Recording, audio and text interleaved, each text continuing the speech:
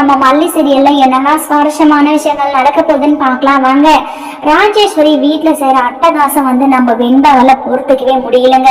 பெரியவங்க எல்லாருமே பொறுத்துக்கிறாங்க. ஆனா வெண்பா குட்டி பாத்தீங்கன்னா துள்ளி குதிச்சிட்டு இருந்தாங்க அந்த வீட்டுல. ஆனா ராஜேஸ்வரி வெண்பா சின்ன குழந்தை அப்படின்னு சொல்லிட்டு கூட பார்க்காம அவங்க ஒரு இடத்துல அடைக்கி ஒரு இடத்துல உட்கார வைக்கணும் அப்படின்னு சொல்லிட்டு ராஜேஸ்வரி நினைக்கிறாங்க. ஒவ்வொரு டைமும் நம்ம வெண்பா போயிட்டு மல்லிகிட்டையும் அன்னபுண்ணிக்கிட்டையும் பேசும்போது என்னடி எப்ப பார்த்தாலும் உன்னோட சொந்த அம்மா மாதிரி அவ பின்னாடியே சுத்திட்டு இருக்க, நீ எங்களோட ரத்தம் ஏன் கூட தான் இருக்கணும் அப்படின்ற மாதிரி ராஜேஸ்வரி வெண்பாவை திட்டிகிட்டே இருக்கிறாங்க. இதனால வெண்பா பார்த்தீங்கன்னா நம்ம அன்னபுண்ணி மல்லி இவங்க ரெண்டு பேருக்கிட்டையும் ராஜேஸ்வரியை பத்தி பேசிட்டு இருக்காங்க.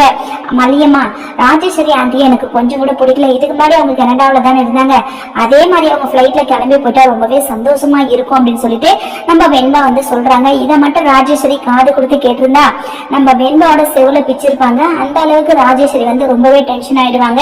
சோ இதுக்கப்புறம் நம்ம மல்லி பத்தினா என்ன வெண்பா குட்டி அப்படிலாம் பேசக்கூடாது, என்னதான் இருந்தாலும் அவங்க உன்னோட அத்தை அப்படின்னு சொல்லிட்டு நம்ம மல்லி சொல்றாங்க.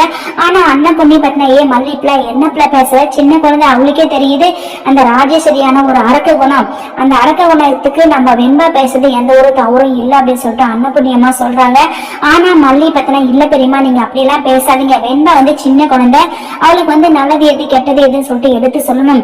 அதுக்காக பெரியவங்களை மதிக்காமலாம் பேசக்கூடாது பெரியம்மா அப்படின்னு சொல்லிட்டு நம்ம வெண்பா கிட்டேயே சொல்றாங்க. அன்னபுண்ணியம்மா கிட்டே சொல்றாங்க. வெண்பா பத்தினா மல்லியம்மா, அவங்க உங்களுக்காக எவ்வளவு கெடுதல் செஞ்சிருக்காங்க, அப்படி இருந்தா அவங்க நீங்க திட்டாம அவங்களை நல்லபடியா பாத்துக்கணும், நல்லபடியா பேசணும் அவங்க கிட்டன்னு சொல்லிட்டு சொல்றீங்க மல்லியம்மா அப்படின்னு சொல்லிட்டு வெண்பா கேட்கிறாங்க. மல்லி ஆமா வெண்பா குட்டி, நீ சின்ன குழந்தை, யார்கிட்டயும் தப்பானவ அப்படின்ற ஒரு பேர் எடுக்க கூடாது, எல்லார்கிட்டயுமே வெண்பானா நல்லவன் அப்படின்னு சொல்லிட்டு நீ ஒரு பேர் எடுக்கணும் அப்படின்னு சொல்லிட்டு நம்ம மல்லி சொல்லி கொடுத்துட்டு இருக்காங்க வெண்பாக்கு.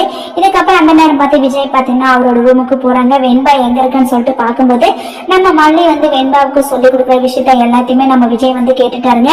கேட்டது இதனால விஜய் சந்தோஷம் தான் படுறாங்க. ஏன்னா மல்லி இவ்வளவு நல்லவளா இருக்கா, நம்மளோட அக்கா மல்லியை தப்பா நினைச்சிட்டாங்க, நம்மளும் மல்லியை ரொம்பவே தப்பா நினைச்சுக்கிட்டோம் அப்படின்ற எண்ணம் விஜயோட மனசுக்குள்ள இப்பதாங்க கொஞ்சம் கொஞ்சமா வருது. கூடிய சீக்கிரம் அது மாறி நம்ம மல்லியை விஜய் தன்னோட மனைவியை ஏற்றுக்குதான் போறாரு. அப்படிப்பட்ட தருணங்கள் கூடிய சீக்கிரத்துல வரதான் போகுது. ஆனா அதுக்கு முன்னாடி இந்த ராஜேஸ்வரி ரஞ்சிதா ரெண்டு பேரும் சேர்ந்துக்கிட்டு மல்லி நம்ம அன்னபுண்ணியம்மா இவங்க ரெண்டு பேருக்கு இடையில நிறைய சதி வேலைகளை செய்ய போறாங்க. அதையெல்லாம் எப்படி சமாளிச்சு நம்ம விஜயோட மல்லி சேர்ந்து வாழ போறாங்கன்னு சொல்லிட்டு வரப்போற எபிசோட வெயிட் பண்ணி பார்க்கலாம். அந்த வீடியோ பிடிச்சிருந்தா மறக்காம நம்ம சேனலை சப்ஸ்கிரைப் பண்ணுங்க. தேங்க்யூ.